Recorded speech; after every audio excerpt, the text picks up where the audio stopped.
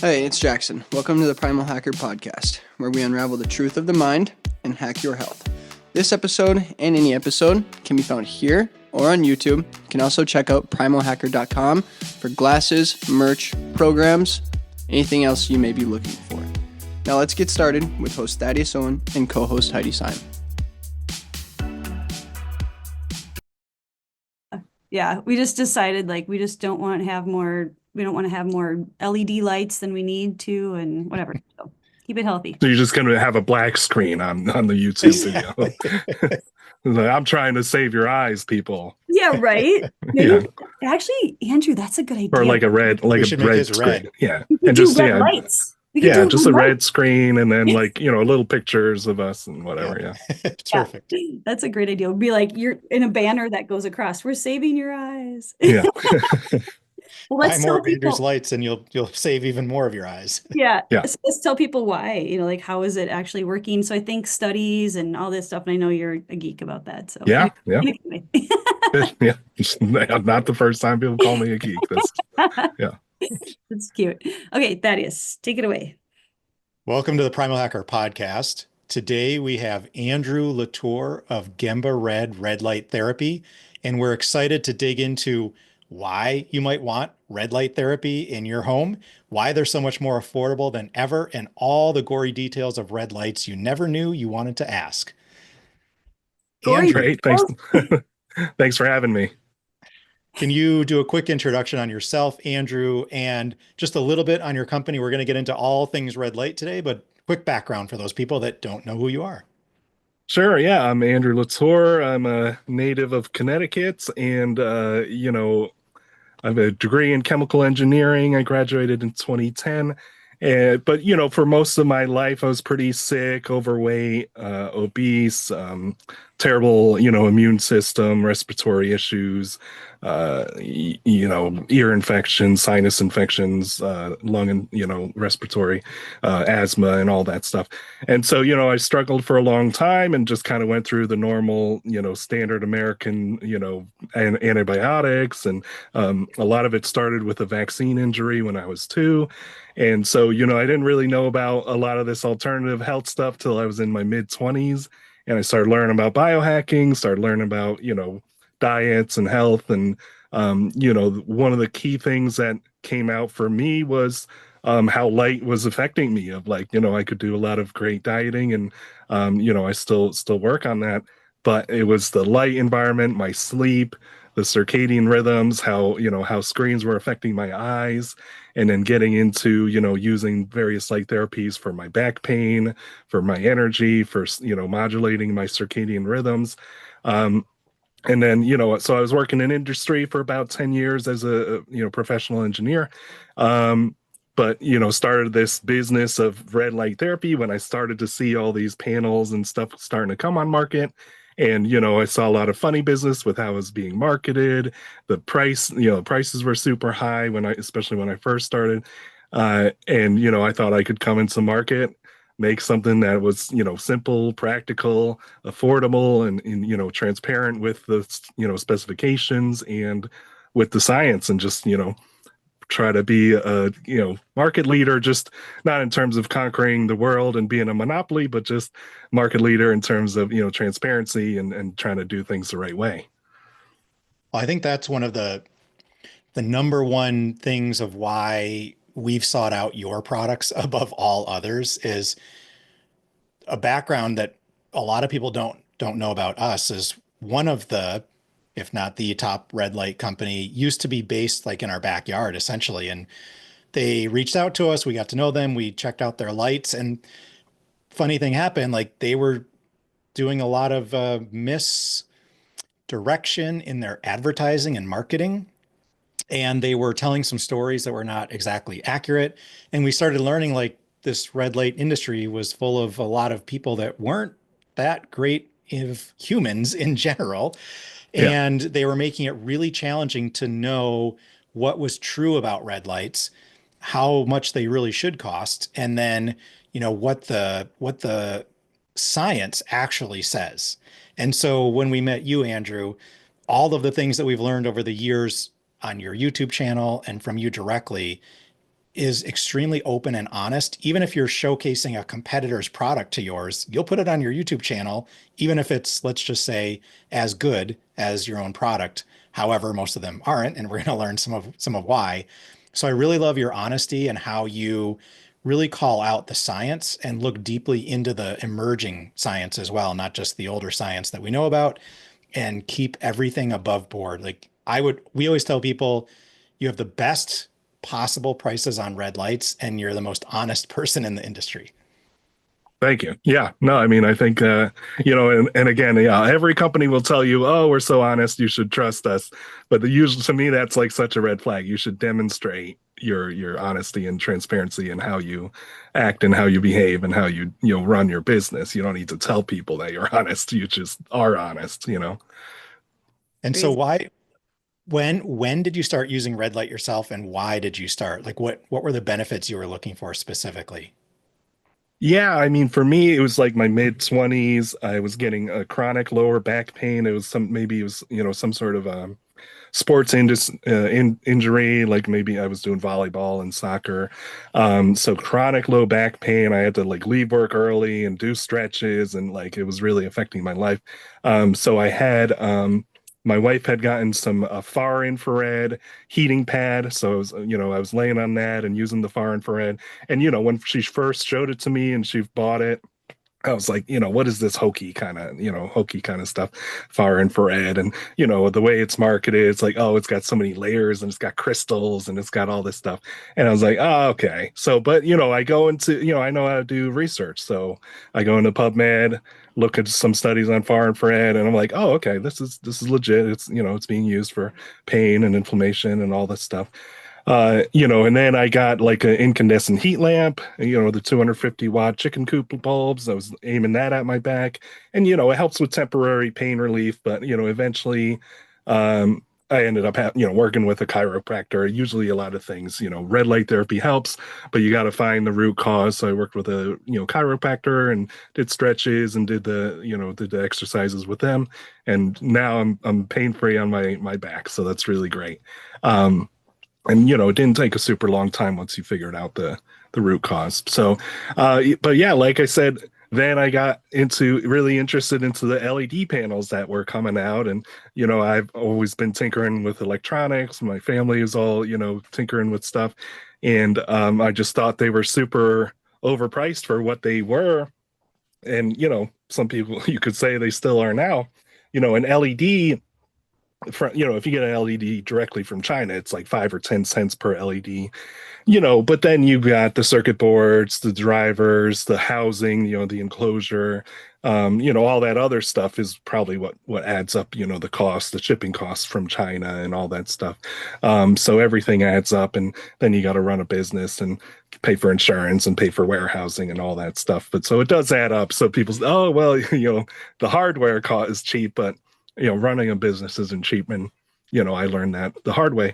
But I wanted to try out these LED panels. I was like, I was shopping around. I was living in China at one time, so I visited some manufacturers in Shenzhen and checked them out, and they seemed legit. And I just worked with them, and we came up with a design. And I said, yeah, I'm going to take the leap and start a product. Came up with Gamba Red and designed my little logo.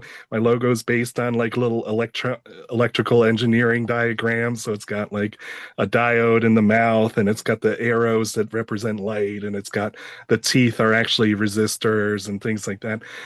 So I came up with all that myself. Gamba is a term we learn in engineering, because we learn a lot of engineering terms from Toyota, from Japan. And Gemba means the place where value is created.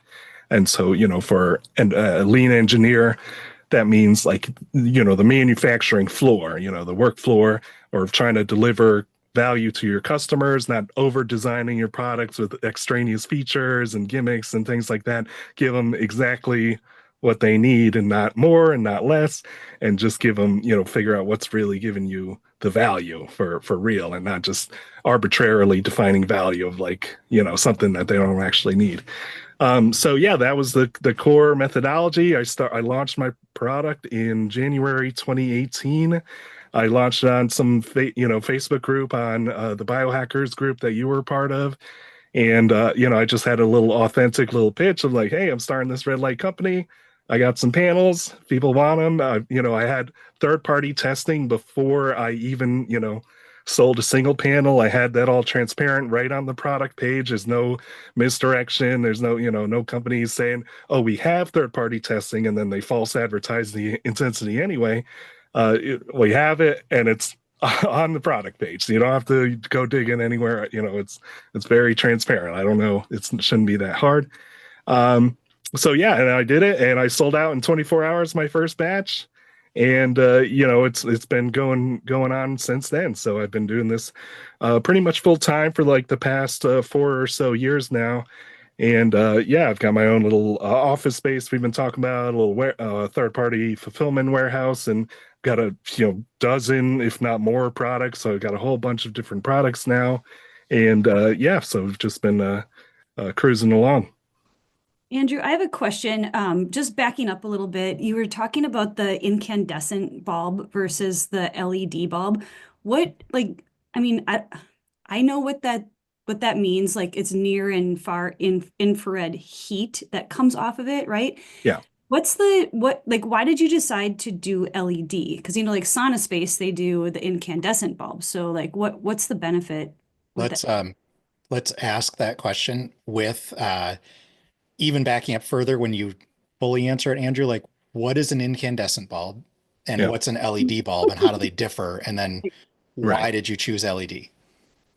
Yeah. So, okay, incandescent bulb, Thomas Edison over 100 years ago came up with the first kind of commercial, light bulb. And an incandescent bulb is you use your AC current and you heat up a filament and it glows, because pretty much any object, if you heat it up enough, then it'll glow, and it's called incandescence.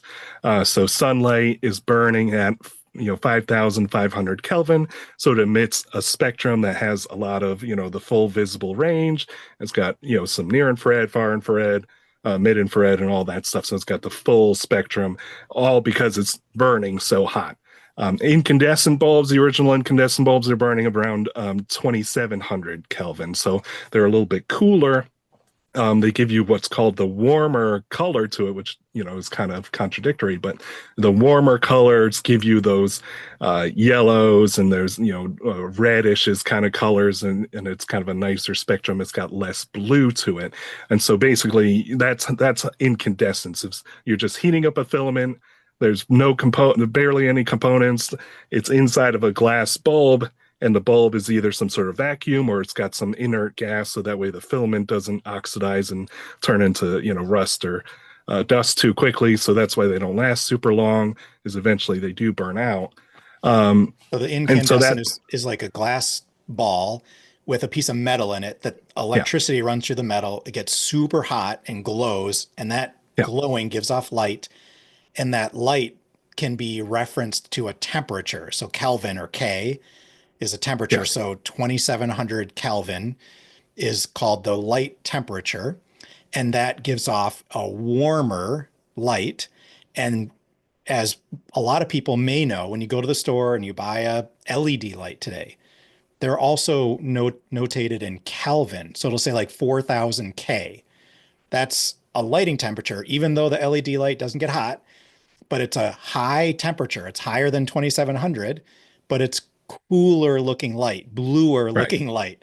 So that's where it was referencing what Andrew said, where 2,700 Kelvin is a lower temperature light, but a warmer color spectrum comes off of it. And that some of that stuff people are either confused on, never knew about, or weren't sure how to figure out. And so that's the incandescent. And then it gives off, when you heat the metal, it gives off a different types of visible light in the visible spectrum. Yeah, it's kind of a broad spectrum. So, you got a small amount of blue, and then it kind of increases towards the longer wavelengths, some green, some reds, and then a lot of the spectrum is invisible in the near infrared and mid infrared, and that's why the energy efficiency standards work against incandescent bulbs, because most of the spectrum is invisible, infrared. So, and then we hear a lot of, researchers nowadays, Scott Zimmerman and some of these researchers say, hey, we've cut out all this infrared from our environment because we've replaced our incandescent bulbs with LEDs, and the LEDs don't emit, infrared. Well, the ones, the white LEDs don't. And so that, that could be a problem. We used to get super low dose infrared from incandescent bulbs. So they're saying that could be a health problem. So yeah, that's incandescence. It's what people have been using for about, maybe 100 years until, fluorescent bulbs kind of took over. They were more efficient. We don't need to talk about fluorescent that much, but they energize, like the mercury vapor, and then that gets energized and that releases light, and then that goes into a fluorescent tube, and then that emits the rest of the spectrum.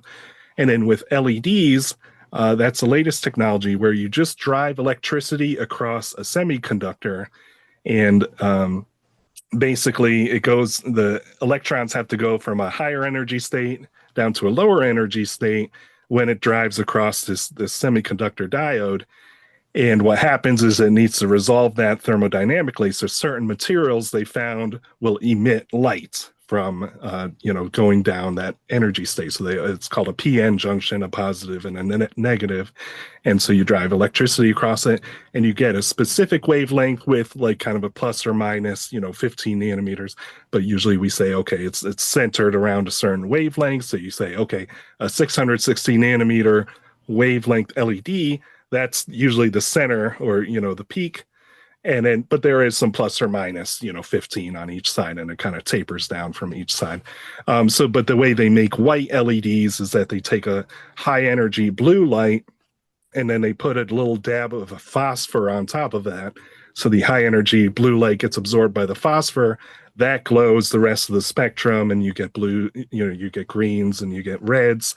And so that's how you get the kind of spectrum from a white LED. It's kind of a blue peak, and then the phosphor glows the rest of the spectrum. And so that's how you get white LEDs. So LEDs, but a lot of people, I hear this myth, and you probably get it from your audience a lot, is all LEDs emit blue light or something like that. And it's like, no, some of the first LEDs ever invented were red and infrared. We've got infrared LEDs that people used on their TV remote controls, a little infrared on the end of your thing, and that sends a signal to your TV. It's got that little receiver, and that's an infrared signal. It pulses a little signal and tells it to change a channel or turn it on and off and things like that. And then LEDs were used for indicator lights on like old alarm clocks, the little red indicator lights. So they thought for a long time LEDs wouldn't be powerful enough to do therapy. So that's why the low-level laser therapy started with lasers and low-powered lasers. And until about the 90s, when NASA had developed some higher-powered LEDs with better stability, and they started doing some of those studies on wound healing. So that's when LEDs became more prominent, was around the 90s, when they got higher efficiency LEDs that could produce more light. And then you can also offset the problem with LEDs is that you need multiple LEDs. You need an array or a panel of LEDs with multiple LEDs on a single circuit board. And then you get enough light to, do something useful, to light up a room or to use for therapy. So that's the kind of the core technology. So we can choose specific wavelengths of red and near infrared LEDs, and they emit certain peaks. And so those kind of correlate to what's been clinically studied, either in lasers or now a lot more studies are in with LEDs. And you can choose this, certain wavelengths, 660, 630, 810, 830, 850, 1060. And so you can choose those specific ones that are very beneficial. And, with LED panels and LED devices, like Heidi already mentioned, is that LEDs can produce it mostly non-thermally without much heat, and just get those wavelengths and just get the light therapy aspects. Whereas incandescent heat lamp, even if you got the red coating on it, so you do get a lot of red and near infrared, maybe around 20% of that spectrum is from red to near infrared. So you do get some therapy, some of that photobiomodulation optical window spectrum that we'll talk about. but a lot of it is mid-infrared and far-infrared, and that's why it gets absorbed superficially by the skin as heat.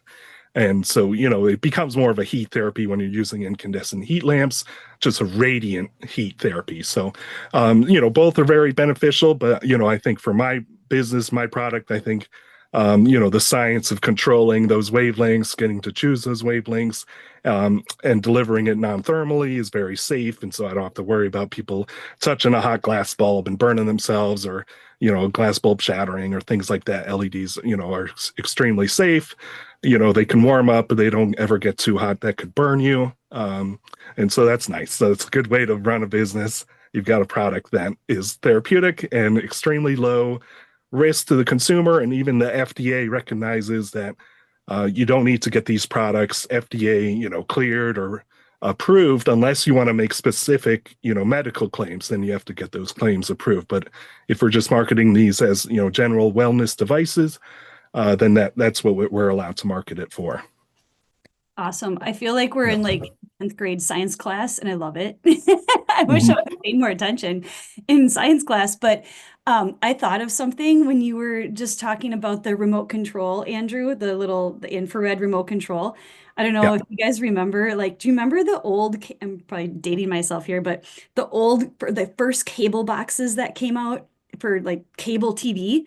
I used to go around this neighborhood with some of my friends. My parents would be like visiting friends, and we would take their remote control and we would run around the neighborhood, and we would find somebody who had like a window behind them that they were watching TV. And we would sit and we would click the little clicker, and it would change the channel. Oh, jeez. And they'd be like, what? And we just sitting like outside, like laughing our asses off. It was so funny, but I didn't know it was an infrared light that was using what we were using. Yeah, it needs line of, like you said, you need line of sight through a window. Yep. You need to see it and get it. If someone's blocking the sensor on the TV, like, my brother wants to change the channel, you go up and block the sensor on the TV. It's like, no, you can't change it now because I'm blocking the sensor. So it needs that line of sight. Now sometimes the modern controllers might use Bluetooth or might use something else, but now, all the old school ones use the infrared. Thaddeus, you just did that the other day. You turned, because we have a Gemba red light in our living room, and we've got it on a little clicker, just like mounted on the wall. Were you messing with me, or were you actually directing the light? I was directing it. No, so we put our Gemba, our Gemba red light is our nighttime light in the living room. So I connected it to a remote control that I put on the wall next to the light switch. So instead of flipping the light switch on, we press on the remote control, and it turns on the Gemba red light to light up our living room. But it was it's like kind of behind a couch, and I kept hitting on and it wouldn't turn it on. So I had to like direct my body and touch the light remote at the same time as I'm like directing the energy right to the remote sensor, and then it turned on.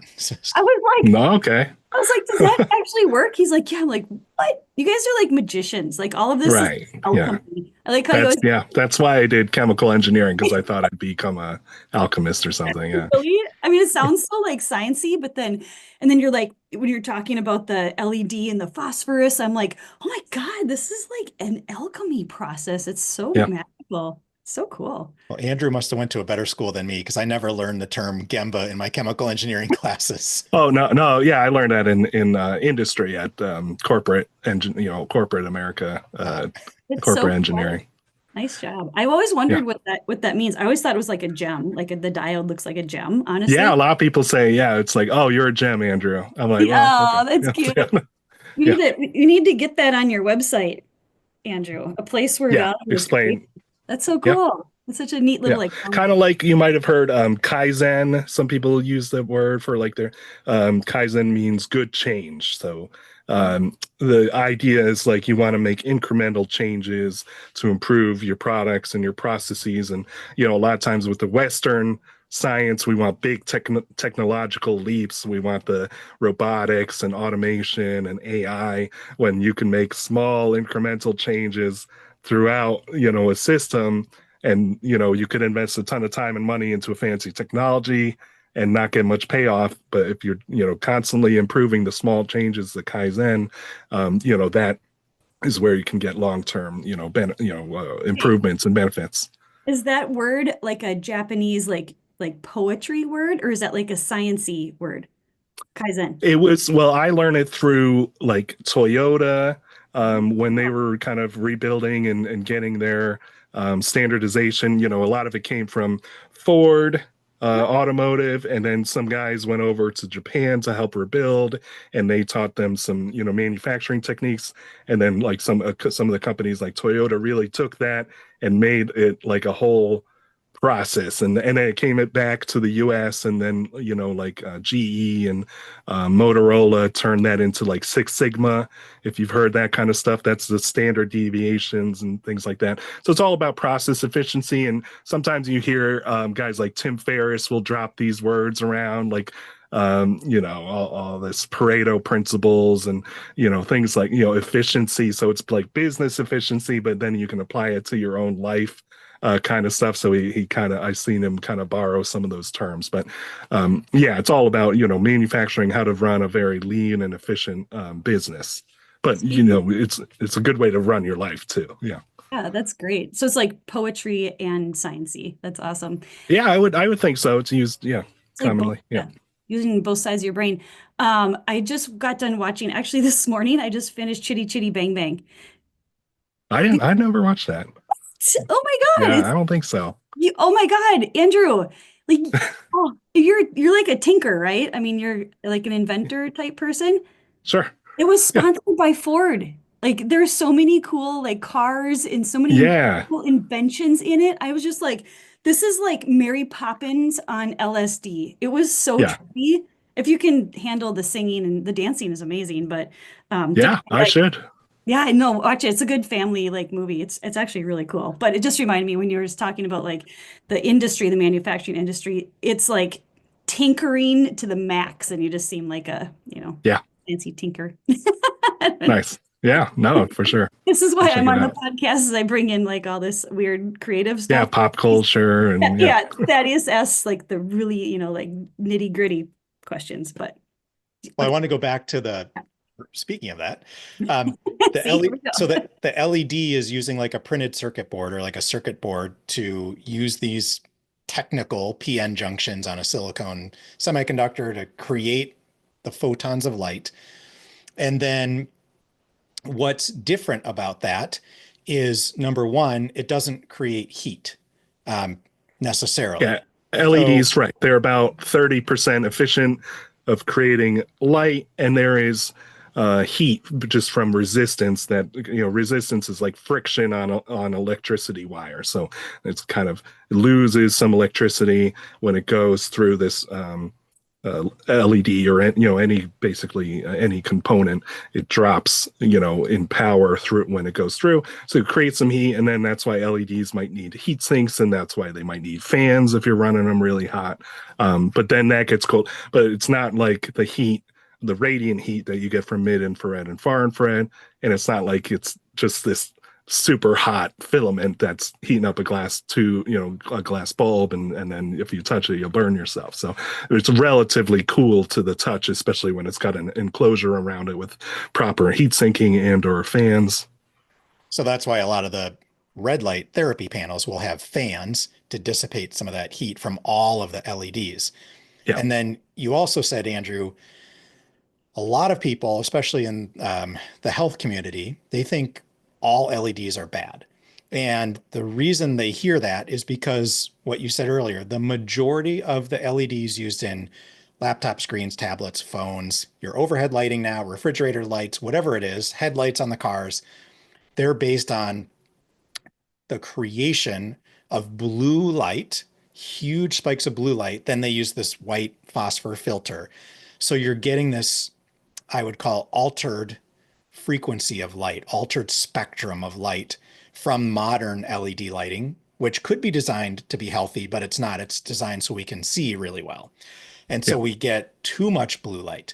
And so a lot of, in my opinion, like the red light therapy, it's correcting an imbalance that we have from too much light indoors that's the wrong wavelength, blue, and not getting it outdoors enough because of our modern lifestyles. And so this red light therapy is a really good way to combat a lot of the modern chaos of this altered spectrum that we're around all the time. using the same technology, LED light, but with the healing versions of that light. Yeah, And yeah, then essentially, yeah, that's the key point. It's like a lot of people, they come to me and say, "Hey, I was taught by, tons of influencers, LEDs are, irredeemably terrible for you. There's so many reasons. They always emit blue light, which I debunked. They always have flicker, which that's not the case if you've got a good driver or power adapter. It rectifies the AC basically into DC, and then the LED works great on DC, so it can run a very clean and consistent brightness. So that flicker is the modulation of brightness. It goes up and down and up and down. And on, bad LEDs, older LEDs that weren't mitigated for this, then your flicker can go, yeah, up and down, almost 100% going off and on, 120 times per second. And so that is an invisible flicker because it's faster than the human eye can see, because we have critical flicker fusion. So past about 60 or 70 hertz, our brain kind of stitches it together, and so we kind of see it as continuous. So it's very, again, it's one of those insidious things. You could go to, I go to grocery stores and malls, and I can kind of feel that kind of flicker on me, and it kind of messes up my eyes and stresses me out. But again, we can make them without flicker with good quality drivers. And then people say, the next one is, people say they have too much EMFs. They've got certain frequencies of EMFs that are caused by that. Again, that can all be mitigated by good driver design, by grounding, by external power adapters that we use now for all our modern panels. We put the adapters outside the panels, and we're running DC just to the panel. So that way, when you use the panel, it's just DC. There's barely any EMF that you can measure. And I never claim to be no EMF, because, we know basic physics. Anytime you've got a circuit, you're creating some sort of electromagnetic field, so people are going to miss that point, that electromagnetic fields, or EMF, some of them are beneficial, some are bad. Sometimes it's the intensity or the too much of it that's bad. Right. But what Andrew has done that I've not seen others do, and maybe you were the first even to do it, which is to put an inverter on. So to take the household electricity and convert it to DC power, which is like using a battery. It's what your laptops use too. And it makes it so the lights that you're using aren't getting alternating current electricity turning on and off all the time. So it removes a lot of the flicker and a lot of the electric and magnetic fields that can be associated with that power driver being put into the housing of the light itself. Yeah. So if that driver is outside of the light and away from where the panel is, you're exposed to a lot less EMF while you use the panel. And you're Yeah. using the Yeah. panel to heal, so that makes like the perfect sense. Right, exactly. Like Thaddeus said, maybe you can use PEMF, the pulse electromagnetic frequencies, if you want to use that as a specific type of therapy. But I think most people, they just don't want to haphazardly expose themselves to unnecessary EMFs. So, there's a time and place for different things. So we don't want to, cause more problems than it's worth. So, and, no one's ever asked me for like a high EMF product. A lot of times people say, oh, I'm not worried about EMFs. Why are you fear mongering and this and that? And, most of it comes from my customers. They say, hey, we want low EMF. We want the lowest EMF that you can possibly produce. And so, I thought that was a good challenge for me of like, yeah, I can work and see how low we can really go and with real EMF mitigation. And so that's what I came up with, was external adapters, no fans, because the fans are, kind of an oscillating magnetic field. So those create a kind of a strong magnetic field as the fans. That's just kind of how they work. And so I try to get rid of all the fans on all my products. And so that's it. So, and make sure they're grounded whenever possible. The DC wire is technically not grounded, but my adapters are grounded. So that's what sends a lot of the stray EMF back to ground. One thing that you said, Andrew, which that's awesome that you do that. And that's one of the reasons why we've been working with you for so long, is because of all the work you put into fixing some of the red light issues that other suppliers don't do. One of the things you said is like, when you go into stores and you get all messed up from like some of the light flicker, one of the things that we were talking about earlier that I learned about, like, this has just been put in place recently, Most stores have automatic door openers, right? So you walk through the door and it automatically opens. And in the past, it's always been an infrared light that you pass through the beam of infrared light, which infrared, as Yeah. if you know anything about red light panels, right? That if you're watching the podcast, it's healing. When you walk through the infrared beam, it opens the door. It trips a sensor and the door opens. Well, they Yeah. replaced the infrared beams in almost every store across the country. And now they're millimeter wave microwaves Oh, that shoot not from the side where they used to shoot, but they shoot from overhead into your head. So when your head crosses the threshold and you get beamed with a millimeter wave, the door opens. And so there were some guys that were testing out the new 5G millimeter wave microwave testers. So they have these devices to measure 5G, which you can't measure with traditional EMF meters. So they're yeah. like, go out and test these. And they're like, well, where are we going to test them? So what they found is that cars are emitting millimeter wave for all their radar systems. But Yeah. what they didn't know is they're like, where is this other signal coming from? And they tracked it down to every store in like this small town in Idaho used millimeter wave technology, microwave technology to open the doors. And everyone that's tested in their stores all around the country now are finding all those infrared beams have been switched to millimeter wave microwaves, which is crazy. Like, Wow. put the healing Yeah. technology back. So I think when people walk into the stores, they're not only blasted with flickering crazy blue LED lights, but also Yeah. these millimeter waves right in their head. Nice. That's outrageous. But yeah, I was going to say the cars with some of the self-driving functions and some of the like even mine isn't self-driving, but it's got those sensors to warn you. A lot of those are based on kind of a radio frequency that it's sending out and like a sonar or something if it's sending and reflecting that back. So yeah, our cars are just emitting So much. radio frequency. Yeah.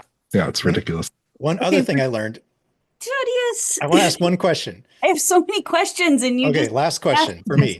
me. Okay, so I heard this, Andrew, and I know it's true, but I don't know if you're affected by it. So, um, LED lights are an invented technology, right? Like we always say Edison invented the incandescent bulb, right? So who invented LED? And everyone's like, well, it's a bunch of companies that invented this part of the technology and then this part. Well, what happened is Philips, this brand Philips, right? This big corporation, they went out and bought every single company that had anything to do with LED technology. They bought everyone that had any patent to do with LED. And then the corporation that I work for is now being charged for every LED light we sell. And we have to pay a fee to Philips because now they claim they own the Yeah. LED technology. And everyone who sells an LED anywhere in the world has to pay them money. Is that Oh true? no. I don't know. Maybe you've contacted me about this before. I don't I That's never affected me. I've Oh, not good. heard of that. But yeah, just standard monopolistic corporation kind of maneuvers. So I wouldn't be super surprised. You probably just need a really good legal team to fight it off, or like you said, you got to pay a licensing fee for the patents. Yeah, that sounds pretty brutal. It was like I don't corporate know. genius. Like we're Yeah. basically going to get everyone that sells an LED light to pay us money for the next 10 years by buying up anyone who's ever had an LED patent and saying we own all the patents on LED light. It's Jeez. genius, Yeah. evil genius. Yeah. Does your Yeah. company Well, have to pay them, that is? Uh, yes. Oh. Yeah. So I can't go into too many details, but you can look up online. So if you're listening to the podcast, you can just look up Philips LED light and I can't remember what they call it, some sort of a fee for selling them. And so they even yeah. have it on their website, I think, where they talk about what they did and how they did all Wow. this purchase of all the technology. And now they can say they truly own LEDs and everyone has to pay them a license fee to use LED Right. I technology. mean, so yeah, if they track me down and ask me for a license fee, I don't know what I'd do. Yeah, that would be Right. brutal. You're too small. We were Yeah, much I know. bigger. Hopefully I'd be at the bottom of their list. Yeah. Okay, Andrew, I have a few questions. So before the podcast, I went on to Google and I asked Google a question and I said, what's the most asked question about red lights on the web? And Okay. I'm curious if I want to hear what do you think it is?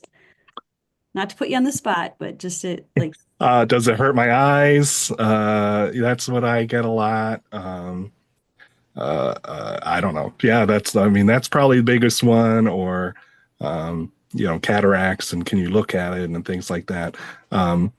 Otherwise, yeah, I wouldn't know. I wouldn't know what so it said, is it safe? is safe. Okay, that's good. Yeah.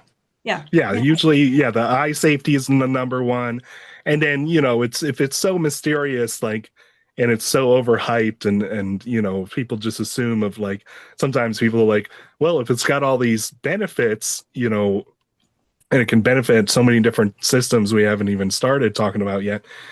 People assume, oh, there's got to be massive downsides, like a drug or something. A lot of drugs, if they're really beneficial, they're also, got some side effects and problems. And, I'm all about, safety, transparency. And, I've got a bunch of blogs about potential safety issues.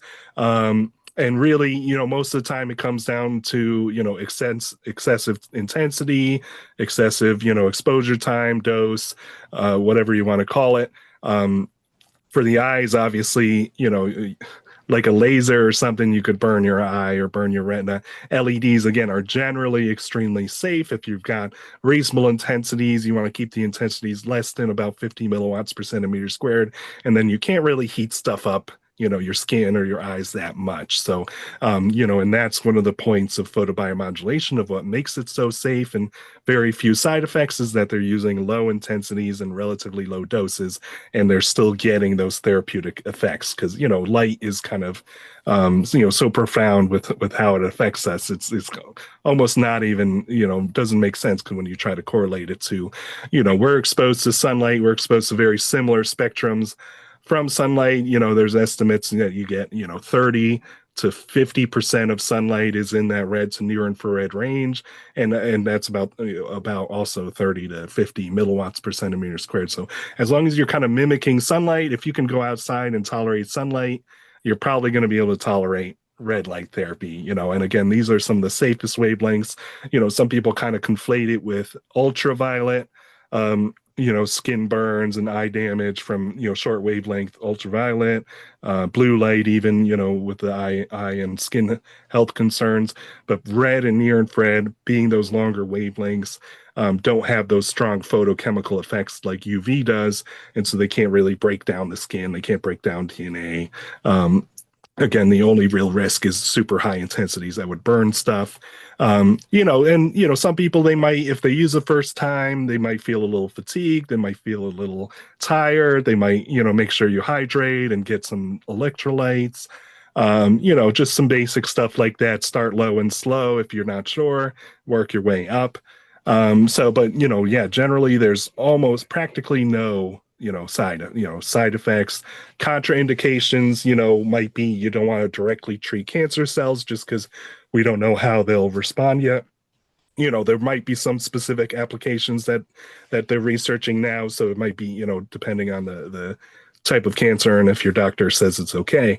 But usually, you want to avoid cancer. Pregnancy, they kind of don't know. It hasn't been studied. There doesn't seem to be any reason why there would be a risk. But again, because it's not been specifically studied, we can't really advise it. Like I said, tattoos and darker skin will absorb more light superficially. And so you'll get more heat. So you might have to use lower intensities and longer exposure times to kind of make up the loss of energy density. So it's sometimes darker skin types people will absorb that more superficially. The lighter skin types will reflect more light. So I kind of talk about that when we talk about dosing. Otherwise, there's not really any other major risk factors. Just use it safe. Buy from a vendor that knows what they're doing, that's purposely making it safe, and not claiming, oh, we've got the highest intensity thing on the market just because it's a good marketing gimmick. And then people are scorching themselves and thinking they've got a medical grade thing, and they have to tell themselves, well, no, they claim to be medical grade. I'm burning myself, but everyone else is doing it too. So that's where it gets kind of dicey, and it's going to make the industry look bad in the long run. Yeah, well, in part of that article, or the thing that I read, just from one quick little Google search, the next thing they said was effectiveness, and then it went on to usage and dosage. So those are the three like top questions. And I feel like Thaddeus and I, we field a lot of questions with red light and grounding and whatever. And it's Yeah. always like the same thing. People are so confused about how long, which one. There's so much noise out there with it. Like, I mean, like with anything, right? But if You, somebody were to, what? before we go in, because we definitely need to answer that question about intensity and dosage and what it means and how do you figure it out and like how to make it easy. But before we do that, can you just go through like the benefits that you're seeing of people using red lights? Because I know we want to Yeah. hit that, and then let's talk about like how do you know what a dose is or the intensity. Okay, we can edit Right. this too. So Andrew, those two questions, and then I'm curious what your thoughts are on devices like this. Yeah. Okay, so You are and we have to leave in 15 minutes. So right. ready, go. So, okay. So benefits No pressure. Sorry. benefits of red light therapy. One of the things with red light therapy is that it can help almost every, type of cell, every organ system, every part of the body because it works on such a foundational level. It's coming from sunlight, and we're learning that we evolved with sunlight to not only be, have skin and hair that protects us from sunlight, but we can draw benefits from it. We can draw certain types of energy. It helps us, keep our ATP production going in our mitochondria. It helps, build that exclusion zone water that helps clear out some of the bad kinds of ROS from the cells and get the gunk out of the way so it can keep working more efficiently. So that's why you can see tons and tons of studies on almost every aspect of health. It is like unbelievable. So it goes from skincare, skincare and anti-aging stuff has been going on for a super long time, of using LED panels and masks for reducing your wrinkles, fine lines, just improving the appearance of skin. Sometimes it helps with, dark spots, melasma, and things like that. Again, you just have to be mindful of, it could trigger you if you do too much. But it can also help fade it in a lot of cases. So for skincare and cosmetic, it's huge for that arena. It's good for eye health. Again, if you're using low intensities and low in doses, great for eye health. All this epidemic of myopia and age-related eye diseases and all this stuff. It's going to be a huge area of research. And then another huge area it's always been used for is like pain relief, anti-inflammatory action, arthritis and those types of things, and just wound healing, superficial wound healing. People use it for scars, and use it for healing after an injury or after a surgery. So that's great. But yeah, aches and pains and everything. Always think about that to heal faster and relieve the pain. What else? Athletic performance, recovery, circulation, and all that stuff, reducing DOMS, improving your recovery time, improving your sleep. So a lot of times, people will use full body red light therapy or use it just on your face in the mornings, helps with your circadian rhythm and sleep. There's so much, I'm not even, organ systems, your heart, the gut microbiome gets modulated by it. So, and that also connects to the brain, and then all the brain health stuff of people using on the forehead, different helmet units, Alzheimer's, Parkinson's, all this stuff has been researched. I'm not making any medical claims, but this is all the areas that they're researching it for. And it sounds like spastic, snake oil to be jumping all over these different topics. But that's the thing. It's just so foundational for health that it's really going to be applied to almost anything you can think of, or at least I would say it can help with the symptoms of a lot of issues as well. That's interesting because in that article that I pulled up from Google, it says doctors do not recommend it. It's not been blah blah blah FDA. Right. It was so negative, and it was like, is it snake oil? And it goes, well, we're not saying it's snake oil, but we're not saying it's not. Right. But that's the thing. I'm all about being skeptical, waiting for good, hard evidence, and all about that. But again, there's so low risk. It's really affordable. You can try it out if you get some sunlight. If you get a heat lamp, get a cheap panel on Amazon or Alibaba. You can try it out for so cheap. It's so accessible. There's no downsides. It's like, why wouldn't, it's not like anything like that's super expensive these days. So it's definitely worth trying for a huge range of things. So most people just say they wish they'd tried it sooner, or they wish they known about it sooner. So definitely just have it in your back pocket. Yeah. Well, we have a friend that used your, was it Spazer light, Thaddeus? Did she use a Spazer light on her heel spur? Yeah. I think it was a Spazer. Nice. And she used that, and then she used this laser thing that is this contraption that Thaddeus made. I don't know if you guys have talked about that or not, Thaddeus, but it's a flashlight. It's a Yeah. infrared, yeah. And so she used that on her heel spur. She had pain for 6 months. And she was like, Heidi, she's like, I don't even know what to do anymore. And I'm like, well, why don't you just stop by and grab this light? So we borrowed it to her. Was it 2 or 3 weeks later? She actually used it 2 to 3 times a day, every single day for 2 or 3 weeks. She brought it back and she goes, my bone spur is gone. And I was like, what? She's like, I went back to the doctor. I got an x-ray and he was like, where did it go? Wow. And she was So she like, got one. That's then- so good. yeah. And then she was like, okay, I need to buy these things. So where do I go? Nice. But Nice. it's, like We that's, didn't even think it would work for that. I was just like, you might as well try it. Why not? And I that did is not expect her to, I expected her to return it and say, it didn't work. I still have the bone spur, but like it was totally healed. Nice. That's awesome. Yeah. Yeah. Yeah, and that's the thing. It's like people will tell me they lend it to a friend, lend it to family members, and they want to buy it, or they gave it to their kid, and now they need another one. So it's like just amazing. Like it's and that's the testament really of like the science is great, but then what really snowballs is like the word of mouth of everyone's talking about it. Oh, I tried this thing. Have you heard of it? And then more people try it, and it just keeps going. It's going viral almost, and just people just keep talking about it. So I think that's the real staying power. It's not like any other gimmick that gets pushed down by tons of marketing. It is like the people are talking about it and getting results and sharing those results, and everyone else wants to try it. right. So in like us women, like we see these devices, right? And it's got, let me just turn it on quick.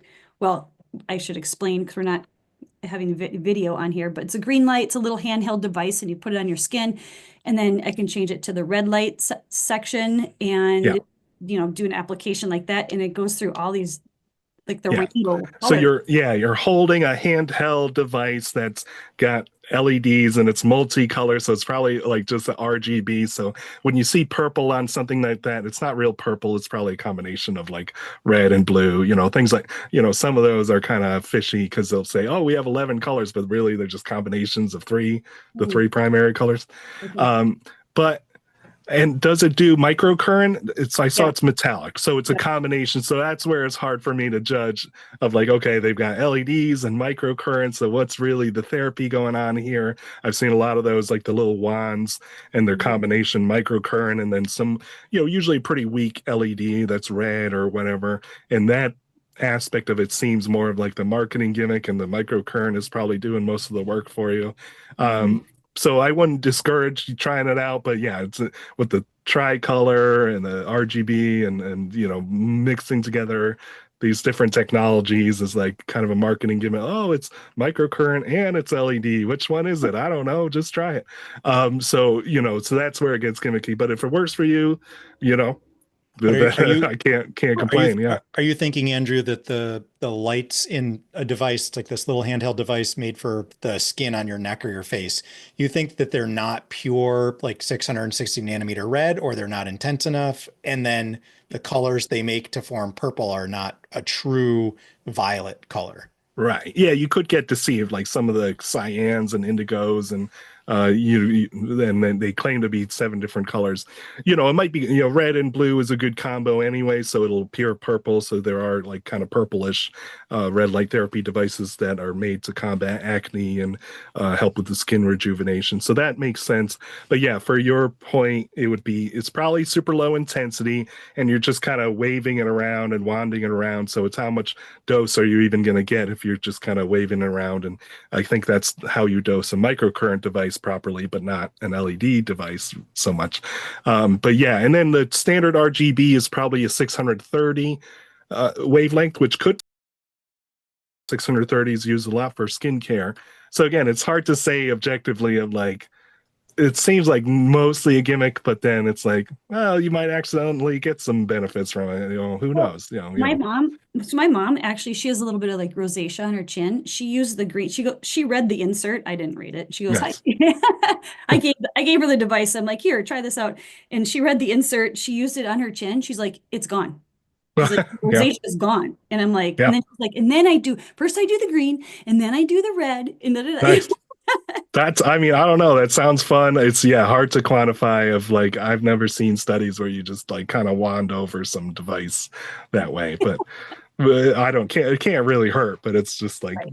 you Well, know, that's the thing that I appreciate about red light therapy in general is like there are no side effects.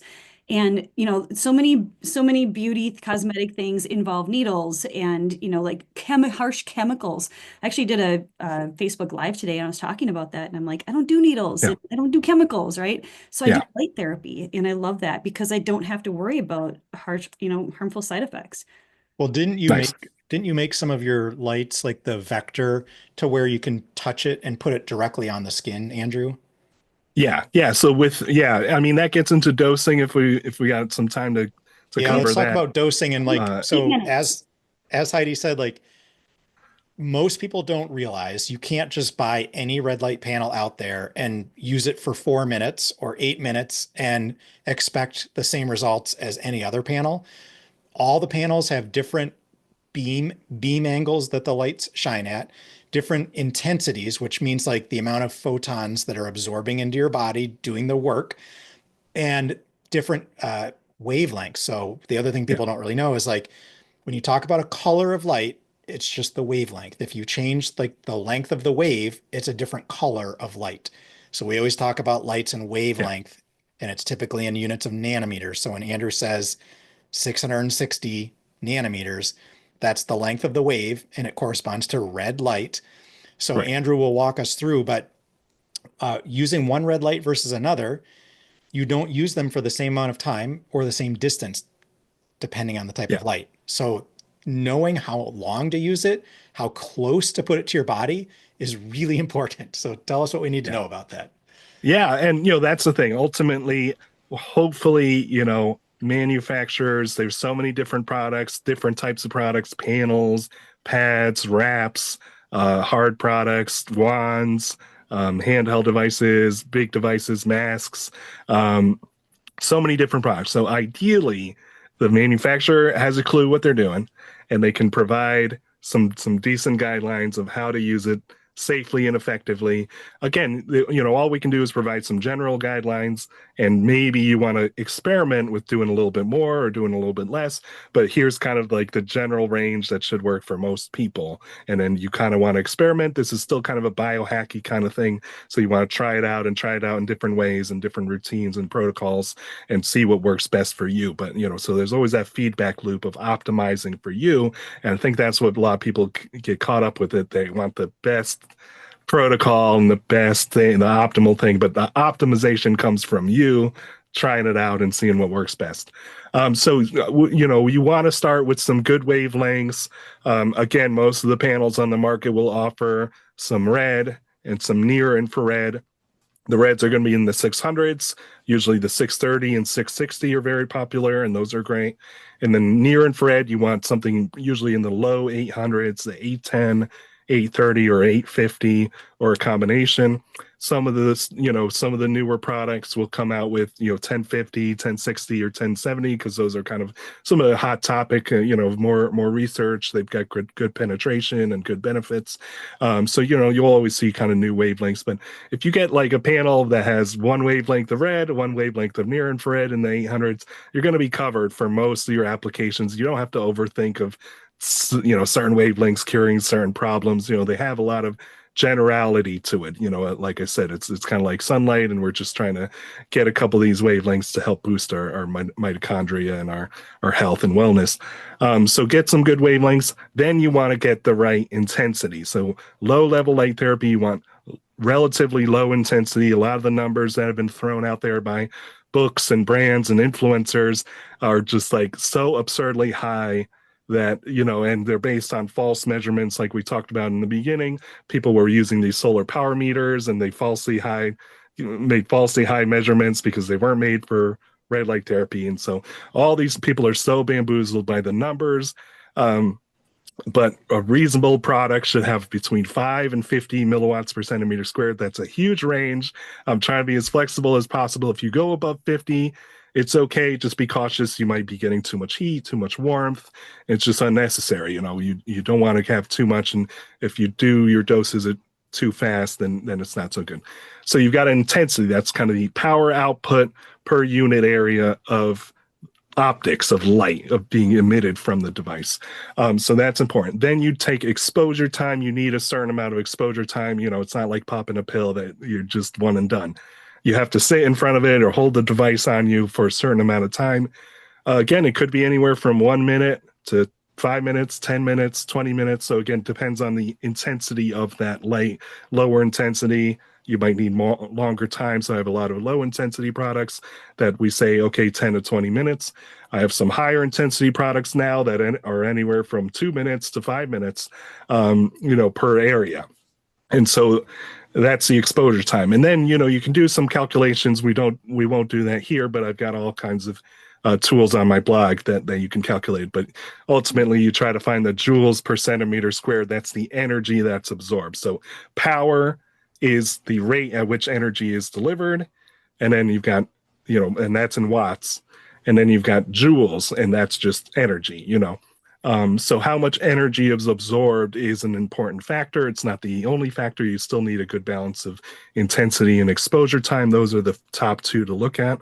But then you look at, if you want to calculate the joules per centimeter squared, that helps you understand different depths of penetration. Generally, you use higher energy levels for deeper tissue treatments and lower energy levels for more superficial stuff, the skin cares and the superficial wounds.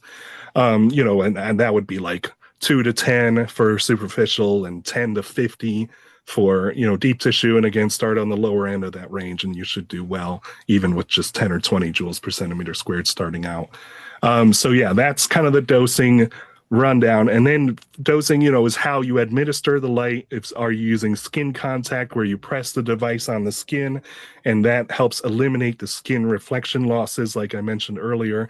Near infrared, almost all skin types will reflect up to 50 to 60% of near infrared.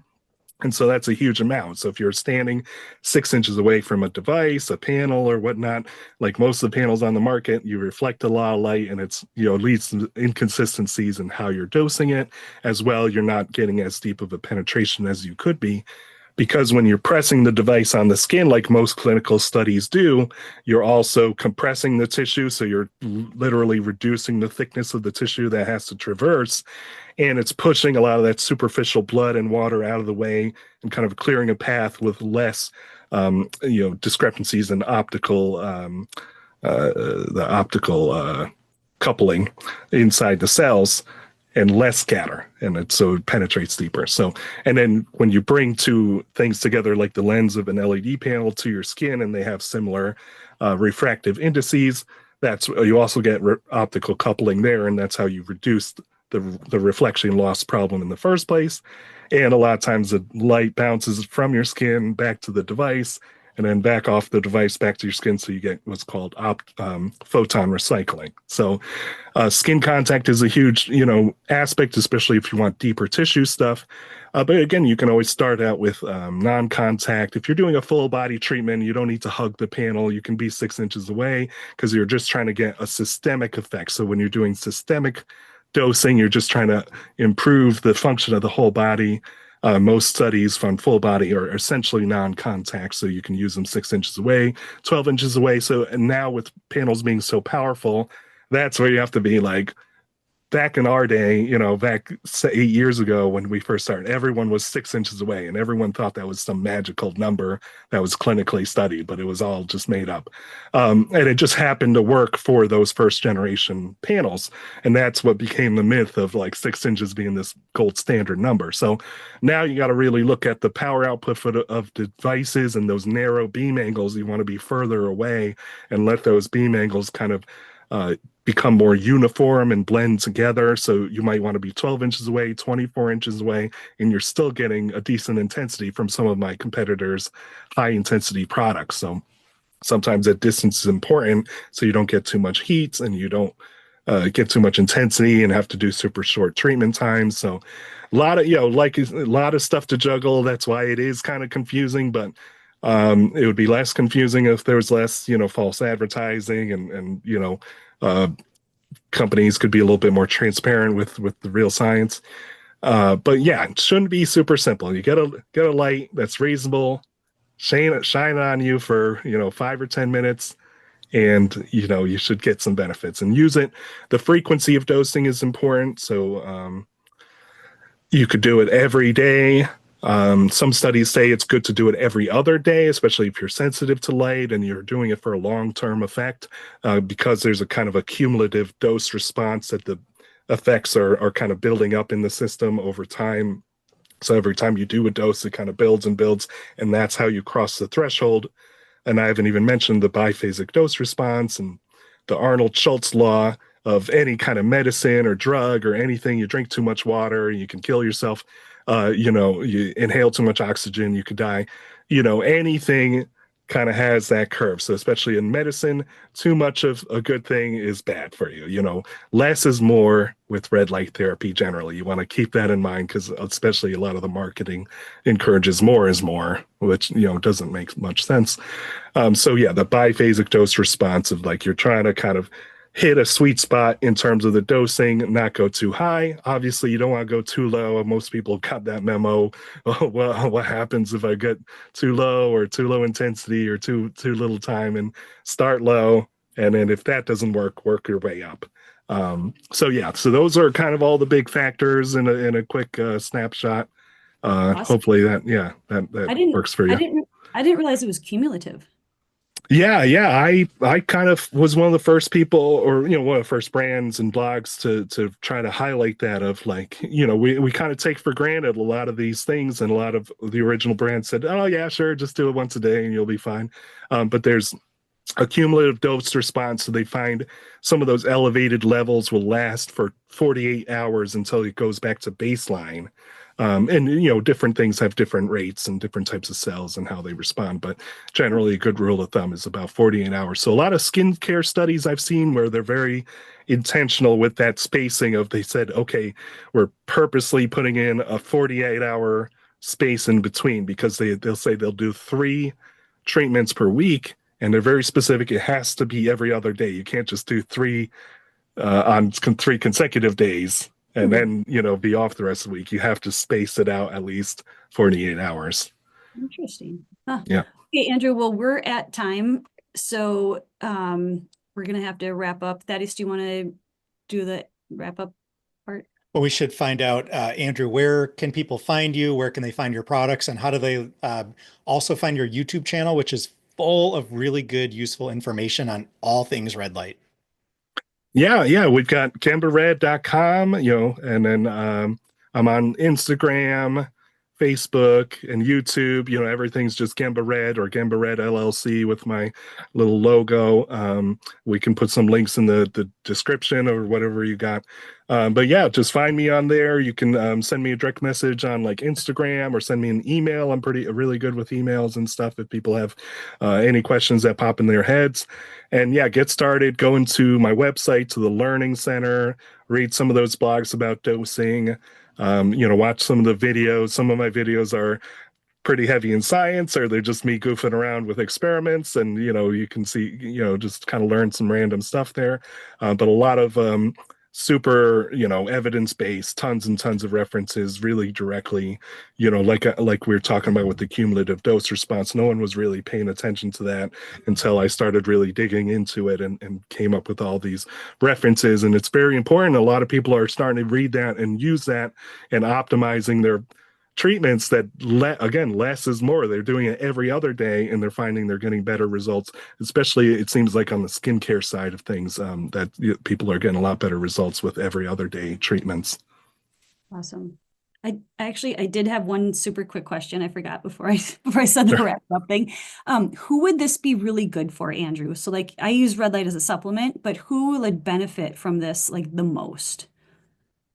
I mean, I love it for anything pain, and have it in your first aid closet. Don't give me an expedited order of like, oh, I just hurt my elbow and now I'm gonna need a 2-day shipping for it. Have it in your back pocket, and use it for your aches and pains. It's great. I'd say even circadian rhythm, if you use it on your face in the mornings, you get that kind of bright light therapy kind of effect. So I love that. And again, you're getting skincare and eye care benefits as well. Doesn't have to be super powerful. So I love that for kind of the circadian rhythm and the sleep, and it gives you that kind of energy boost for the day, just using it on your face. But yeah, literally, I think anyone and everyone can use it, like improving their brains, improving their athleticism and things like that. Well, and it's maybe especially for like people if they're indoors a lot and they're working at a computer a Yeah. lot, they've got a lot of blue light coming at them. Could this be like use it more like a supplement, right? Yeah, for sure. Yeah, anytime you struggle getting outside, getting the winters are tough, and a lot of people needed to get through the winters and the cold climates. But yeah, it's more of a something, to use therapeutically, once a day, maybe twice a day on opposite ends of the day at most. But yeah, then you got to think about your indoor lighting environment, how to optimize that with high quality LEDs or incandescent bulbs. And so that could be a whole nother podcast about just optimizing your lighting environment. Yeah, for sure. Well, Andrew, I gotta go because I'm gonna go Yeah. change. I need to Okay. do a little bit more of that. I'm gonna let Thaddeus end everything. So thank you so much. This has been Yeah. awesome. Thank you. Yeah, Yeah. Very fun. such a great learning experience with you. Nice. So Nice. we really appreciate your time. Okay. Yes. Thank you.